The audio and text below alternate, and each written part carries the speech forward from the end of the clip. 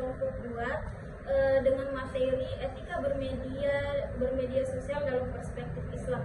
Dengan saya Nur Haida dengan NIM 32224045 dan teman saya Muhammad Zainal dengan NIM 32224051. Dengan saya Nur Swagib dengan NIM 32224060.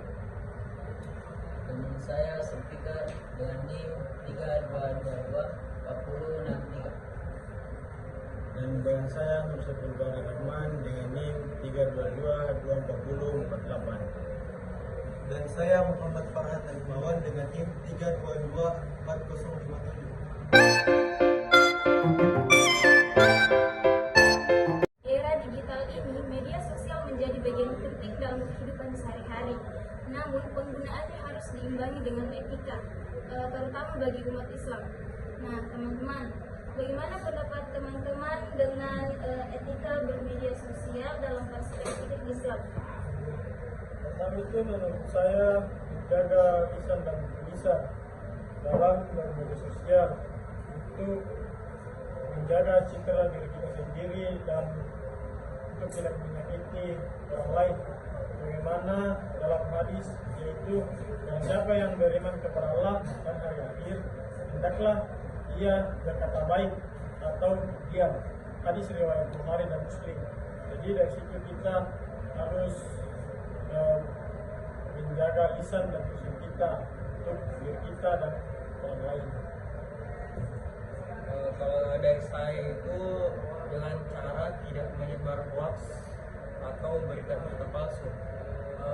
Kalau misalnya kita itu menyebar hoax atau berita yang belum pasti kebenarannya itu bisa menimbulkan fitnah dan kerusakan, apalagi ketika orang yang membaca berita tersebut melakukan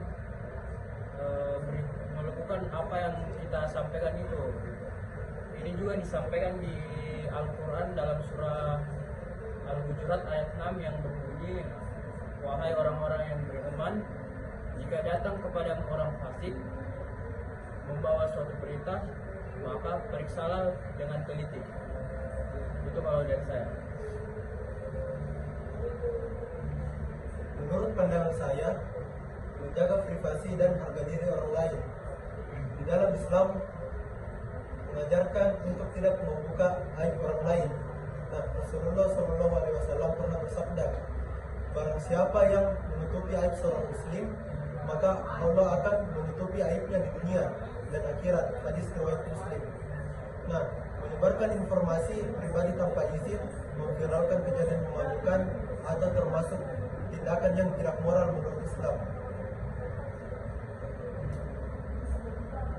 Baik, menurut saya umat Islam dilarang bersikap provokatif yang bisa menimbulkan perpecahan. Islam mengajarkan prinsip kejadian dalam menilai sesuatu dan tidak tergesa-gesa dalam mengambil kesimpulan, termasuk dalam menyikapi peristiwa yang viral.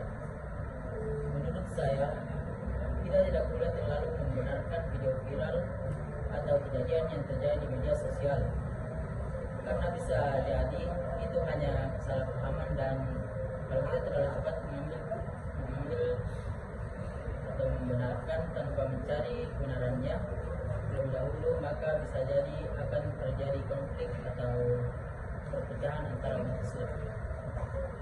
Bagi saya, media sosial bisa menjadi sarana dakwah dan penyebar kebaikan.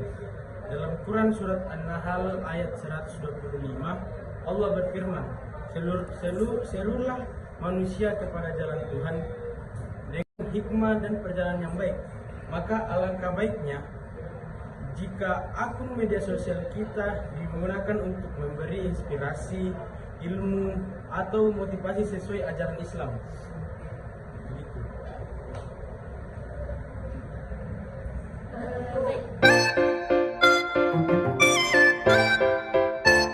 Masalah yang kita bahas yaitu etika bermedia sosial. Apa solusi teman-teman dengan masalah ini? Dari saya solusi itu adalah menjaga lisan dan tulisan untuk menjaga citra. Nah, kita harus memastikan bahwa semua yang kita sampaikan bersifat positif dan tidak menyakiti orang lain. Kalau dari saya solusinya itu, kalau dari sudut pandang penerima ya harus lebih baca lagi informasi yang kita dapat, lebih cross check lagi ke informasi yang didapat, jadi langsung terima saja. Dan kalau dari yang penyebar sebenarnya sudah salah memang itu, kalau misalnya menyebar hoax atau berita itu kalau dari saya. Nah, kalau dari saya sendiri itu, solusi yang dapat dilakukan itu seperti menguatkan kesadaran akan dosa menyebarkan aib. Nah, mengingatkan diri bahwa menyebarkan aib itu orang lain adalah dosa besar, maka itu pemahaman ini dapat ditanamkan melalui ceramah, kajian, ataupun maupun konten edukatif yang menekankan bahwa Allah Subhanahu Wa Taala itu sangat mencintai hamba-hambanya yang menutupi aib sesama. Nah, bisa juga dengan berpikir sebelum mengunggah. Ajakan prinsip tunda sejenak ini sebelum memposting atau membagikan konten tentang orang lain. Hal ini memberi waktu berpikir apakah konten tersebut dapat bisa bermanfaat bagi orang lain ataupun memberikan edukatif lainnya. Terima kasih. Baik, solusi dari saya adalah kesadaran bahwa Allah selalu mengawasi dalam dapat menjadi rem spiritual dalam bermedia sosial. Jika setiap muslim merasa Allah melihat apa yang dia ketik dan unggah, maka ia akan lebih hati-hati dalam melihat konten. Baik, sekian dari saya. Nah, maka dari itu kita sebagai umat Islam harus memasuki yang namanya tokoh agama atau biasa disebut dengan ustaz atau ustazah. Nah, di situ kita sebaiknya aktif dalam memberikan contoh dan nasihat melalui konten ceramah, video pendek maupun semacam tulisan-tulisan. Maka dari itu kita berperan penting dalam menyebarkan nilai-nilai Islam yang benar di ruang digital. Baik, seperti itu.